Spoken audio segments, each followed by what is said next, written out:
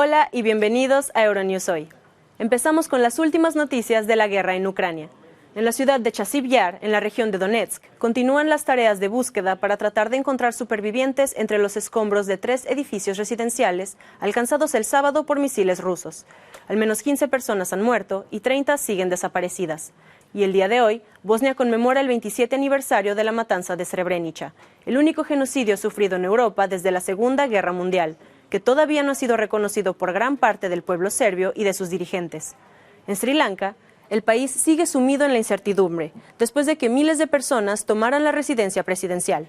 Los partidos de la oposición se reunirán para acordar un gobierno de transición y, según algunos políticos opositores, no tendrían dificultades en conseguir los 113 diputados necesarios para una mayoría parlamentaria. Por otro lado, el calor sigue causando estragos de todo tipo, desde Europa hasta América. Mientras que Portugal ha declarado el estado de alerta por los incendios, el norte de México está viviendo una sequía histórica y miles de personas en la ciudad de Monterrey llevan cerca de 50 días sin ver agua salir de sus grifos. Todo esto y más en nuestro informativo de hoy. Vamos con nuestros titulares. Kiev culpa a Rusia de la matanza de civiles del sábado y avisa de un contraataque, mientras Moscú niega estar atacando a civiles deliberadamente. Presión a líderes políticos, actividad fuera de la ley y enfrentamientos con el sector del taxi. Miles de documentos revelan la agresiva política empresarial de Uber. En el 27 aniversario de la matanza de Srebrenica se rinde homenaje al valor de las mujeres, familiares de los 8.000 varones musulmanes ejecutados por las fuerzas serbobosnias. Una sequía histórica en Monterrey, México, hace que miles de personas lleven cerca de 50 días sin ver agua salir de sus grifos. Continúan las tareas de búsqueda para tratar de encontrar supervivientes entre las ruinas de 3 edificios alcanzados el sábado por misiles rusos en la ciudad de Chasiv Yar, en Donetsk. Los equipos de emergencia sacaban a este hombre de entre los escombros. Al menos 15 personas han muerto y 30 siguen desaparecidas tras el ataque del sábado por la noche. Decenas de voluntarios ucranianos ayudan a los equipos de emergencia en las tareas de búsqueda y rescate. Los misiles impactaron en esta zona residencial donde viven muchos de los trabajadores de fábricas cercanas.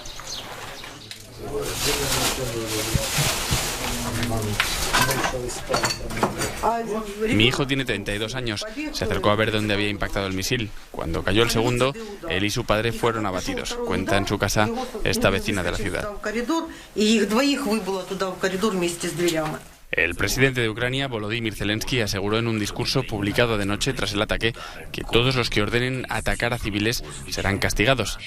Zelensky aseguraba que Rusia está matando a civiles deliberadamente. Rusia sigue manteniendo que la invasión es una operación militar especial para desmilitarizar Ucrania y niega haber atacado deliberadamente a población civil. Kiev, por su parte, ha pedido a los habitantes de Jersón, ocupada por el ejército ruso, que evacúen la ciudad por un posible contraataque ucraniano.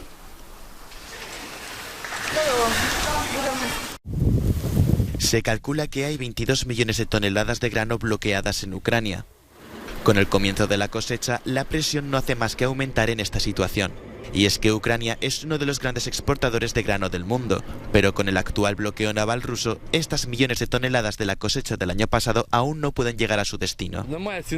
No nos ofrecen un buen precio por el cereal, los almacenes se niegan a recibirlo y entonces la gente se ve obligada a abandonarlo. Además, los ataques no están lejos de aquí, por lo que en cualquier momento podría caer una bomba o se podrían incendiar los campos, explica este agricultor. Los trabajadores se juegan la vida a diario y a veces tropiezan en el campo con proyectiles militares. El almacén de Alexander debería estar vacío, esperando la nueva cosecha. En cambio, sus almacenes en el centro de Ucrania están repletos de grano que no puede enviar. La situación actual hace imposible exportar el grano ucraniano al mercado internacional a través de los puertos. La ruta marítima era la más importante y esto ha hecho que la demanda de grano haya disminuido. Ahora se están desarrollando nuevas rutas logísticas a través del continente, pero aún así la infraestructura europea no puede manejar las grandes cantidades de grano que producimos. El presidente turco ha dicho que su país está trabajando con la ONU, Ucrania y Rusia para encontrar una solución, ofreciendo corredores seguros por el Mar Negro para los envíos de trigo. Actualmente, parte de las exportaciones tienen que pasar por algunos puertos del río Danubio o por los pasos fronterizos con otros países europeos, donde los camiones pueden esperar durante días. Nord Stream ha dejado de suministrar gas a Alemania este lunes. El gasoducto de la empresa rusa Gazprom, que pasa por debajo del mar Báltico, ha suspendido sus servicios por labores de mantenimiento hasta el próximo día 21, según un aviso de la operadora de las instalaciones. Una parada técnica habitual por estas fechas, pero que dadas las nefastas relaciones con el Kremlin, hace temer lo peor a Berlín.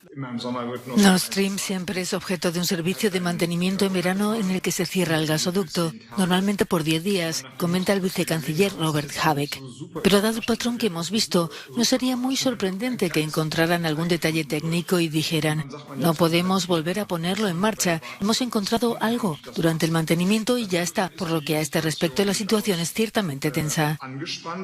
Desde junio el gasoducto funciona al 40% de su capacidad. El gigante energético culpa de ello a Canadá por las sanciones que retienen sus turbinas reparadas en ese país. Alemania lo considera una maniobra política para crear incertidumbre y aumentar los precios. Presión a líderes políticos, actividad fuera de la ley y enfrentamientos con el sector del taxi. La agresividad de la empresa de transportes Uber no tenía límites, así lo ponen de manifiesto más de 100.000 documentos publicados por el diario The Guardian y fechados entre 2013 y 2017, cuando Travis Kalanick, cofundador de la startup, dirigía la compañía. Kalanick llegó a valorar positivamente que se utilizasen vídeos de taxistas agrediendo a vehículos de Uber para blanquear la imagen de la empresa. Y es que Uber destinaba millones de dólares al año a hacer presión e intentar que altos cargos de toda Europa, como el mismo Emmanuel Macron, flexibilizaran las normas laborales en favor de las políticas de la empresa. La confrontación entre Uber y las autoridades locales se había convertido en el modus operandi de la compañía. Mientras tanto, miles de taxistas protestaban en las grandes ciudades europeas por la amenaza que suponía para ellos una empresa que operaba en muchos casos sin estar sujeta a ningún tipo de regulación y al límite de la legalidad. Para muchos, el modelo de negocio de Uber era sinónimo de inseguridad laboral y precarización del trabajo. Uber, por su parte, afirma que su comportamiento agresivo del pasado no está en consonancia con los valores actuales y que hoy es una empresa diferente. Incertidumbre en Sri Lanka mientras los partidos de la oposición se reúnen para acordar un gobierno de transición. Se desconoce el paradero del presidente Gotabaya Rajapaksa y del primer ministro Ranil Wickremesinghe, que anunciaron que dimitirían el próximo miércoles. Rajapaksa aseguraba en un comunicado que ha ordenado la inmediata distribución de gas para cocinar, por lo que por el momento continuaría en el poder.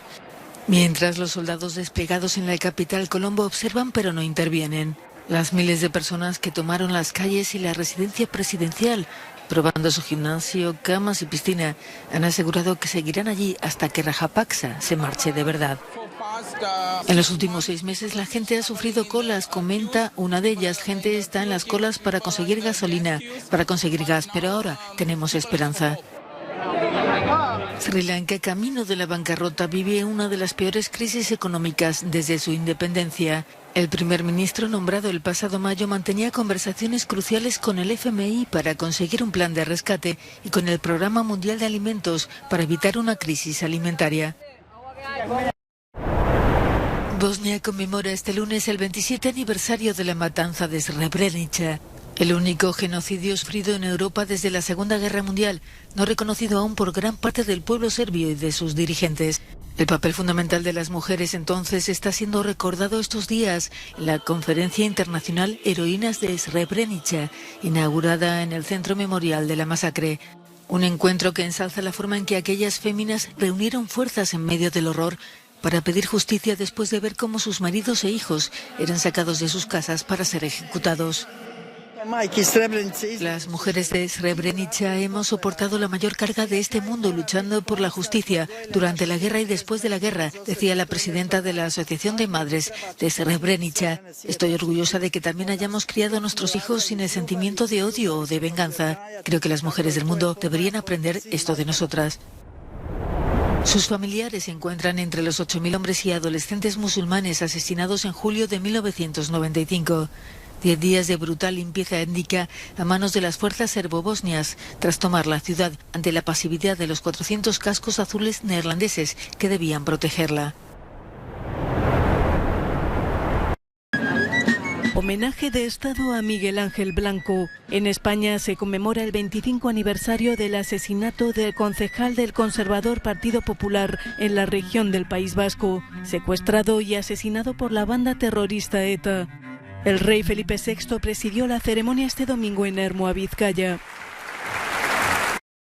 El espíritu de Ermua es la victoria de la conciencia colectiva de todo nuestro pueblo. También tomaron la palabra Pedro Sánchez y la hermana del concejal asesinado. Crece afortunadamente una generación que no ha vivido en una España cercada por la acción del terrorismo. Y esa es una inmensa alegría. Pero hay que seguir contando esta historia, hay que mantenerla viva, porque también merecen conocerla. Y porque también necesitamos que la sociedad no olvide. Exigimos que la memoria democrática reconozca la historia del terrorismo en nuestro país como una historia con buenos y con malos, con víctimas y verdugos.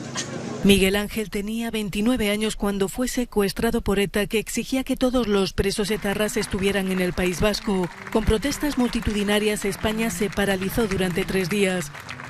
La excarcelación de los autores materiales del atentado, Francisco Javier García Gaztelu, alias Chapote, y su pareja, no se espera para antes de 2031.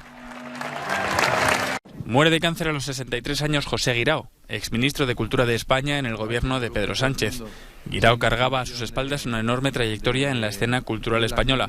En 1994 fue nombrado director del Museo Reina Sofía, en Madrid, cargo en el que permaneció hasta 2001. También fue director del Centro Cultural La Casa Encendida. Allí estuvo desde 2002 hasta 2013. Entre junio de 2018 y enero de 2020 ocupó la cartera de Cultura en el gobierno del socialista Pedro Sánchez y fue sustituido por José Manuel Rodríguez Uribes. El exministro llegó a la cartera de Cultura en relevo de Maxi Huerta, que abandonó el ministerio al descubrirse que defraudó Hacienda. Guirao fue diagnosticado de cáncer en 2021. Hay al menos 10 candidatos que compiten por sustituir a Boris Johnson como líder del Partido Conservador y primer ministro de Reino Unido, entre ellos la ministra de Exteriores Liz Truss. La carrera se amplió significativamente durante el fin de semana, con la cuestión de los cambios fiscales emergiendo como un tema central. Este lunes la bancada Tory del Parlamento establecerá el reglamento y el calendario para la elección. El anuncio de la semana pasada de la dimisión de Boris Johnson ha dado inicio a una carrera para elegir a su sucesor. Ya son 11 los candidatos que compiten por sustituirlo como líder del Partido Conservador y primer ministro del Reino Unido. Algunos ya han lanzado videos de campaña en las redes sociales y han comenzado a presentar sus argumentos. Pero antes de darle vuelta a la página, la responsable del servicio español de Euronews, Beatriz Beiras, nos ofrece un análisis de lo que ha sido el mandato de Boris Johnson. Me voy, pero me quedo. Aunque Boris Johnson no lo dijo con estas palabras, así concluyó la semana en la que los conservadores defenestraron a su líder y el empujón final se lo dieron 2 pesos pesados de su gobierno al frente de 2 ministerios clave: el ministro de Economía y Hacienda, Rishi Sunak, y el ministro de Sanidad, Sajid Javid. Desde su escaño, este último dijo que la integridad estaba por encima de la lealtad y que basta ya. Detrás se fueron más de 50 cargos ministeriales, pero reconocer errores no es lo suyo, y a las 12:30 de la mañana del jueves, Johnson anunció que se marchaba obligado por su equipo de gobierno, no por convicción personal de haber fracasado. Luego se apresuró a colmar las vacantes y anunció que solo se irá cuando el partido haya elegido a un nuevo líder, lo que puede llevar hasta el otoño. Apenas unas horas antes, el miércoles, en la Cámara de los Comunes, ya había dejado claro que no se iría tan fácilmente, al decir: el trabajo de un primer ministro en circunstancias difíciles, cuando se le ha dado un mandato colosal, es seguir adelante. En efecto, su mandato comenzó con el enorme espaldarazo de los electores, que el 12 de diciembre de 2019 le dieron 80 escaños en la Cámara de los Comunes. Fue la mayor victoria conservadora desde Margaret Thatcher, un apoyo dentro y fuera del Parlamento para aprobar la ley del Brexit y sacar al Reino Unido de la Unión Europea. Con la pandemia llegarían sus errores y aciertos. El error de minusvalorarla y la consiguiente muerte de miles de personas. Él mismo se contagió y tuvo que ser hospitalizado. El acierto de organizar una rápida y eficaz campaña de vacunación masiva. pero fue el confinamiento lo que cavó su tumba al celebrar numerosas fiestas en Downing Street en clara violación de las reglas que él mismo impuso al resto de la población. Entre negaciones, mentiras y tergiversaciones, fue consumiendo su credibilidad y acabó siendo el primer jefe de gobierno británico en ser multado por violar la ley. Aún así se salvó de una moción de censura de los diputados de su partido, pero quedó tocado. El 41% votó para que se fuera, conscientes de que su credibilidad moral ya estaba destruida entre los electores. El 24 de junio, en unas elecciones parciales, estos privaron a los conservadores de 2 feudos que entregaron a la oposición. Y tras el Partygate llegó otro escándalo cuando se supo que Johnson había nombrado jefe de su disciplina parlamentaria a Chris Pincher, un diputado acusado de acoso sexual. Y esta fue la gota que colmó el vaso de los conservadores, que optaron por defenestrar a su líder después de 2 años y 349 agitados días en el poder. Ahora comienza la elección de un nuevo líder conservador. El elegido tendrá que lidiar con el espinoso legado de Boris Johnson, un partido dividido y un país sumido en una crisis política y con la economía corroída por un 9% de inflación, la peor desde hace 40 años. Chipre ha vuelto a la obligatoriedad de llevar mascarilla en espacios cerrados para los mayores de 12 años en medio de un aumento de las infecciones por COVID-19. El gobierno dijo que este aumento está en línea con una tendencia mundial y, en efecto, el número de casos se ha disparado en países como Francia, Alemania y España. Este último ya contabiliza más de 12.000 hospitalizaciones según el último informe del Ministerio de Sanidad. En aeropuertos y centros comerciales, la opinión de los chipriotas se divide. No me he quitado la mascarilla. Y además, llevo doble mascarilla. No estoy de acuerdo con la idea de llevar mascarilla, no hay razón. Creo que es algo que debemos esperar con todos estos desarrollos. Pero no sé si esto es para bien o no. ¿Quién sabe? Las autoridades advirtieron que cualquier persona o empresa que infrinja la orden de la mascarilla obligatoria podría enfrentarse a una multa de 300 euros. Nos revisaron, nos pidieron que la usemos. Me siento como un prisionero. Lo llevo porque es obligatorio. Si fuese por mí, no me la pondría.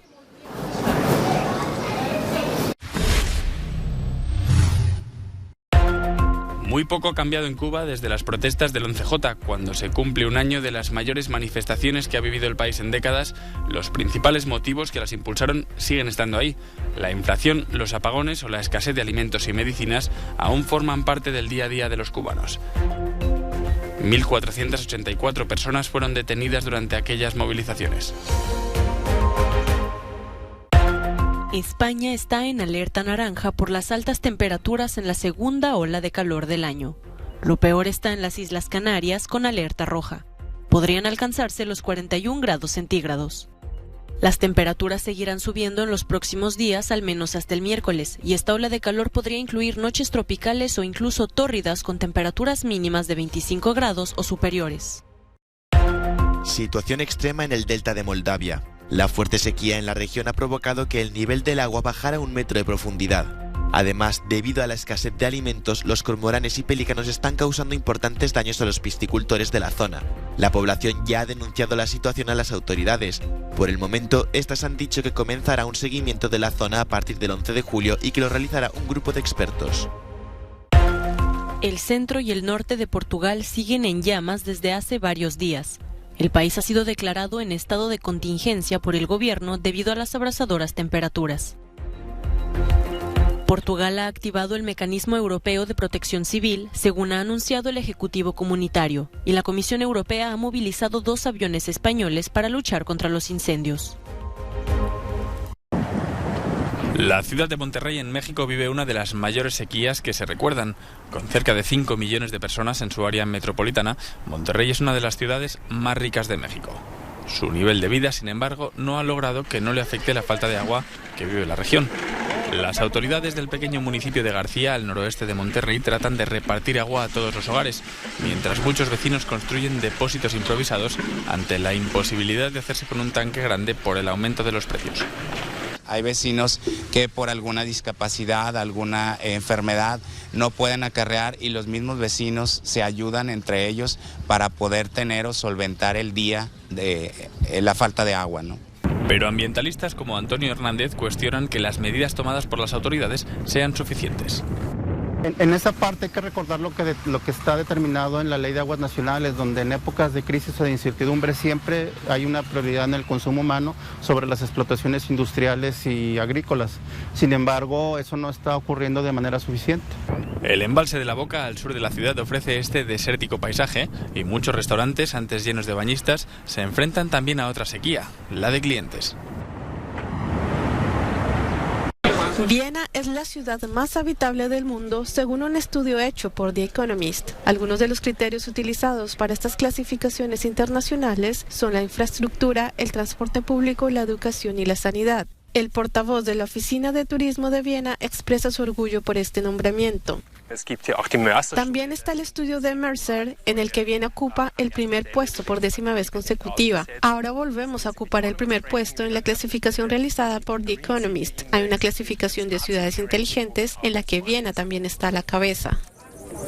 Y es que Viena se ha fijado además un ambicioso objetivo de ser neutral desde el punto de vista climático para 2040, lo que significa menos hormigón, más espacios verdes, sombra y una gestión eficiente de la energía. En verano hace mucho calor, eso se debe en gran medida al cambio climático, pero Viena está tratando de hacer frente a eso con una amplia gama de piscinas públicas y espacios verdes. Comenta este estudiante que vive en esta ciudad, en la que es posible andar en bicicleta por los viñedos, visitar los bosques y disfrutar de una experiencia cultural todo en un mismo día. Hasta aquí nuestro informativo de hoy, pero les recordamos que seguimos con ustedes a través de nuestra página web y de nuestras redes sociales. Los dejamos con el No Comment del día en el 5º encierro de las fiestas de San Fermín, donde 7 personas han resultado heridas y han sido trasladadas al hospital. Hasta mañana.